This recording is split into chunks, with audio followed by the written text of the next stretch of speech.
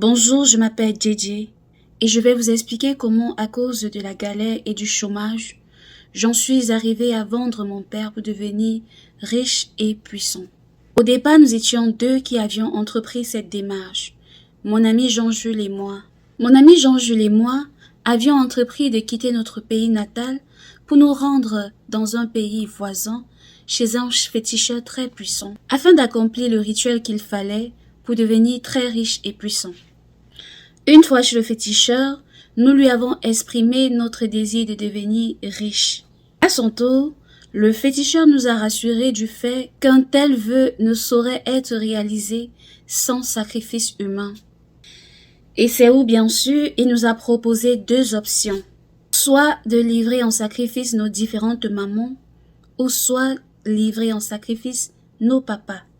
Mais il précisa ensuite qu'en livrant le papa, ceci nous donnerait encore plus de richesse, plus de notoriété et plus de puissance.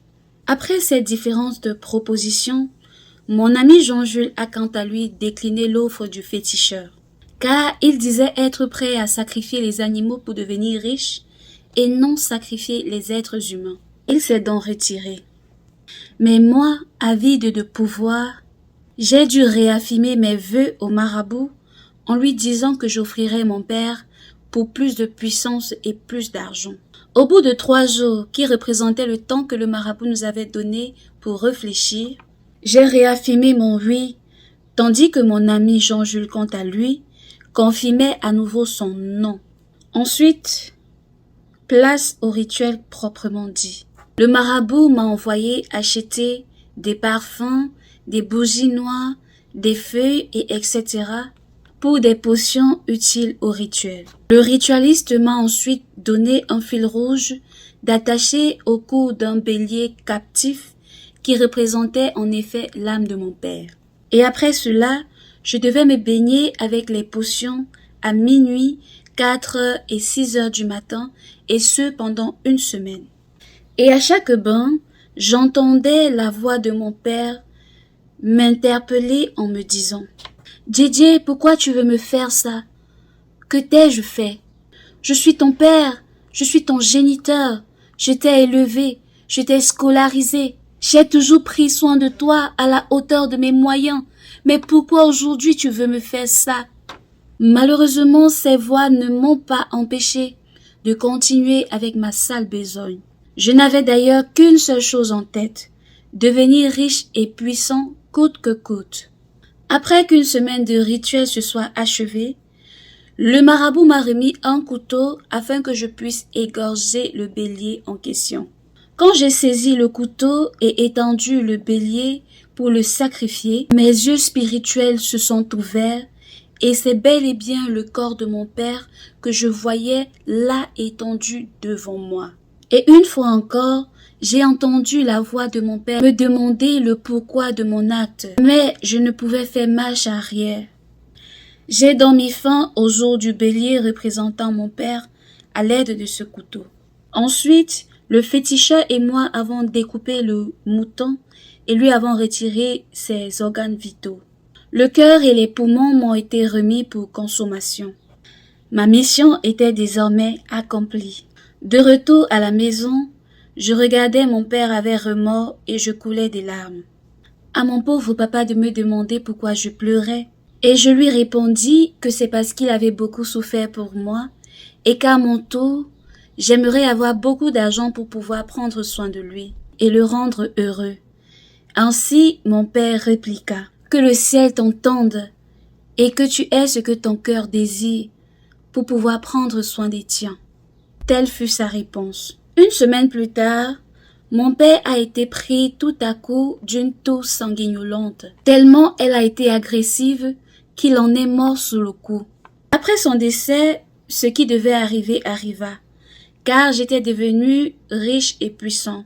J'ai fait reconstruire la maison de ma mère, des voitures j'en avais, l'argent en agogo, les femmes, les affaires, les voyages, bref, la belle vie était au rendez-vous.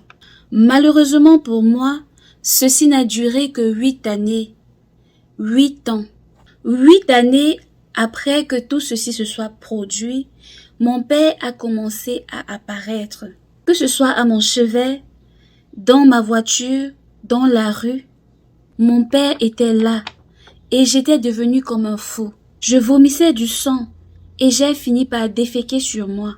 Tellement les apparitions de mon père étaient fréquentes que j'en suis arrivé à confesser à tout le monde que c'est moi qui l'avais précipité dans l'au-delà. J'expliquais aux gens les circonstances de la mort de mon père, le rituel et tout son déroulement, tout ce qui avait mené au départ prématuré de mon père dans l'au-delà. Mon envie pour la vie facile m'avait donc rendu la monnaie de ma pièce. J'en ai donc souffert le martyre, au point d'aboyer de douleur comme un chien. Ma mère à moi avait donc ordonné qu'on m'enferme dans ma maison et qu'on m'y laisse jusqu'à agonie. Ils m'y ont abandonné seul face à mon sort pendant 2 semaines. Et c'est pendant ces derniers temps de calvaire et de solitude que mes jours s'estompèrent et que le souffle de vie me quitta. Je n'étais désormais plus là.